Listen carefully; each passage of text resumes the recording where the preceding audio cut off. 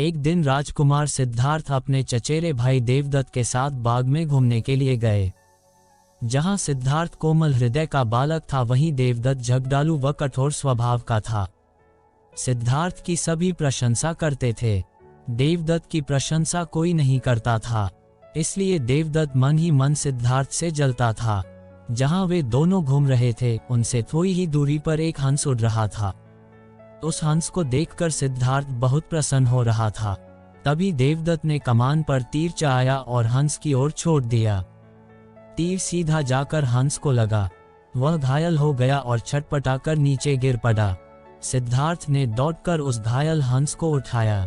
उसने हंस के घायल शरीर से बह रहे लहू को साफ किया और उसे पानी पिलाया। तभी देवदत्त वहां आ पहुंचा।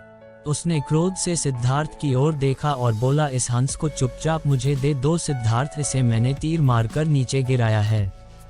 नहीं, सिद्धार्थ ने हंस की पीठ सहलाते हुए उत्तर दिया, मैं इस हंस को तुम्हें नहीं दे सकता। तुम निर्दयी हो, तुमने इस निर्दोष हंस पर तीर चलाया है। यदि मैं इसे न बचाता तो इस बेचारे की जान चली जाती। देखो सिद्धार्थ, देवदत्त उसे घुकर बोला, ये हंस मेरा है, इसे मैंने तीर मारकर नीचे गिराया है, इसे चुपचाप मुझे दे दो। यदि नहीं दोगे तो मैं राज दरबार में जाकर तुम्हारी शिकायत करूंगा। सिद्धार्थ ने उसे हंस देने से साफ साफ मना कर दिया। देवदत्त राजा शुद्धोधन के दरबार में जा पहुंचा और सिद्धार्थ की शिकायत की। शुद्धोधन ने उसकी शिकायत को ध्यानपूर्वक सुना, फिर सिद्धार्थ को बुलावा भेजा। कुछ ही देर में सिद्धार्थ हंस को लेकर राज दरबार में उपस्थित हो गया। राज दरबार के ऊंचे सिंहासन पर राजा शुद्धोधन बैठे थे। आसपास के नीचे आसनों पर राज्य मंत्री तथा अन्य पदाधिकारी बैठे थे। कई सैनिक हथियार लिए द्वार के निकट खड़े थे।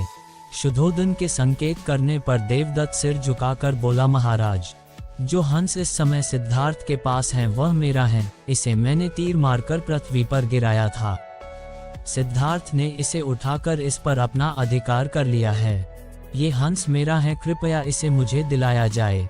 राजा शुद्धोधन ने सिद्धार्थ की ओर देखा और बोलने की ओर संकेत दिया।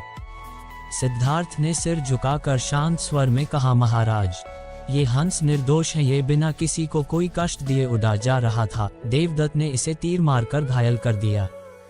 मैंने इसका उपचार किया है, इसके प्राण बचाए हैं।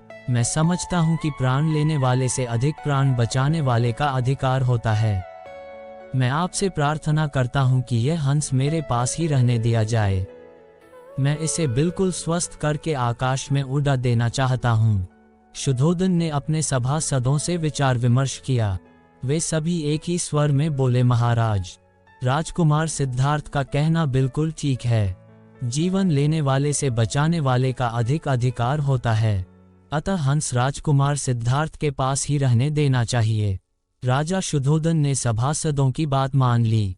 उन्होंने सिद्धार्थ से कहा, इस हंस पर तुम्हारा अधिकार है, तुम इसे ले जा सकते हो।